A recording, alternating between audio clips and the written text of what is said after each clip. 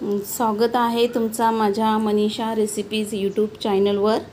मी आज आपल्यासाठी घेऊन आली आहे कंटोळीची भाजी कशी बनवायची त्याची रेसिपी। तर ही भाजी आपल्याला वर्षातनं एकदाच भेटते, पावसाळ्यामध्येच येते। तुम्ही बघत असाल बाजारामध्ये खूप भाजीवाले बायका अशा वाट्यावर घेऊन बसलेले असतात। तर त्याचे असे 3 वाटे मी ही भाजी घेऊन आलेली आहे। आता ही भाजी मी आधी सगळी गोलाकार चिरून घेते आहे। इथे मी सगळी कंटोळी अशी गोलाकार कापून घेतलेत आणि ज्यांच्यात अशा बिया होत्या त्या काढून घेतलेल्या आहेत आणि स्वच्छ 2-3 पाण्यात धुवून आता मी हे बॉईल करायला ठेवत आहे। कंटोळी डायरेक्ट करायची नाही आहे, तर थोडा पाण्यात ती बॉईल करून थोडी शिजवून मगच बनवायची आहे। आता मी बॉईल करायला ठेवते गॅसवर आणि एकीकडे मी हे बॉईल होईपर्यंत इथे कंटोळीच्या भाजीसाठी लागणारी चटणी बनवते। याच्यात शेंगदाणे घेतलेत मूठभर, थोडीशी कोथिंबीर घेतलेली आहे आणि 4-5 हिरव्या मिरच्या तोडून घेतलेल्या आहेत। आता यांची मी पेस्ट बनवून घेते आहे। इकडं असं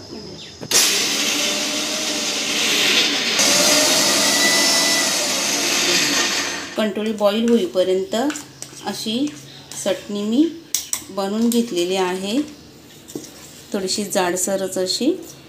आणि ते 2 ते 3 मोठे कांदे चिरून ठेवलेले आहेत। इथे आपण बघू शकतो थोडेसे छान असे बॉईल झालेत। आपण फक्त यांना थोडेसं असं बघायचं शिजलेत का, हे बघा या उलथीने असे कट होतात म्हणजे झालेले। तर हे आपण आता गाळून घेणार।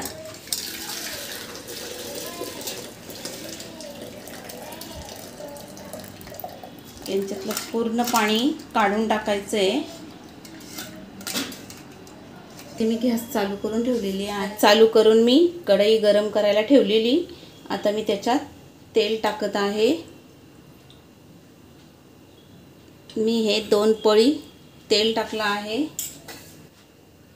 मध्ये मी हा जो कांदा चिरून घेतलेला तो लगेच टाकत आहे। आता कांदा आपल्याला छान असा परतून घ्यायचा आहे गोल्डन कलर होईपर्यंत।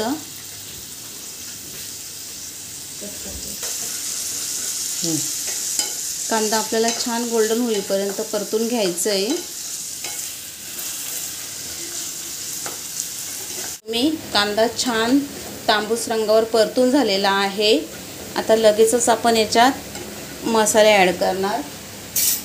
इथे मी 1 चमच गरम मसाला घेतलेला आहे, 1 चमच हळद आहे आणि चवीनुसार मीठ टाकायचं आहे।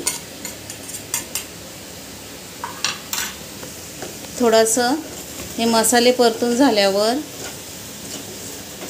गॅसची फ्लेम कमी करायची आणि त्याच्यामध्ये आपण जो चटणी जी बनवलेली आहे शेंगदाण्याची ती ॲड करायची।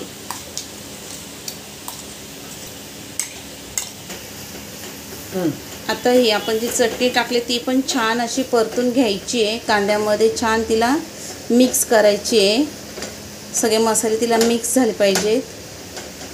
आणि माझ्या यूट्यूब चॅनलवर तुम्ही नवीन असाल तर माझ्या मनीषास रेसिपी यूट्यूब चॅनलला सबस्क्राईब करा। त्याच्यात जवळ बेलचं बटन आहे ते दाबा आणि आवडल्यास कमेंट करून नक्की सांगा, शेअर करा। जर तुम्ही बेलचं बटन दाबला तर मी नवीन जी रेसिपीची व्हिडिओ टाकली तर तुम्हाला त्याचं नोटिफिकेशन लगेच भेटेल। आता मी जे आधी बॉईल करून जी भाजी ठेवली होती कंटोळ्याची पूर्ण तिचं पाणी काढून घेतलं आहे आणि ती मी आता याच्यात टाकत आहे।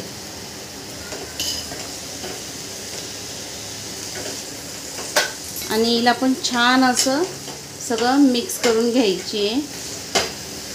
गॅस कमीच ठेवून द्यायची आहे। ऑलरेडी आपण ती बॉईल करून घेतलेले आहे, अर्धे शिजून घेतलेले आहेत, त्याच्यामुळे त्यांना जास्त वेळ लागत नाही।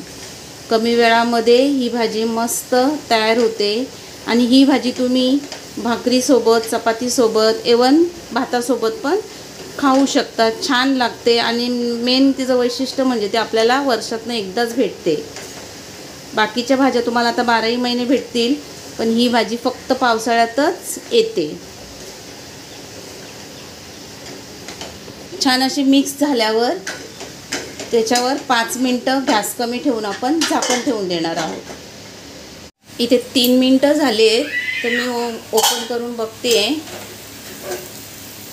छान वास पण एकदम छान सुटला आहे भाजीला, तुम्ही बघू शकता. आणि दिसते पण मस्त एकदम.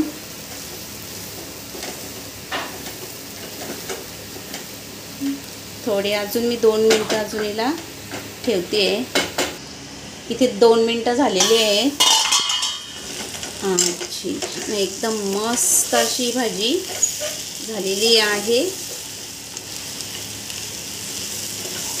तर मी तुम्हाला चपातीसोबत ही भाजी दाखवते.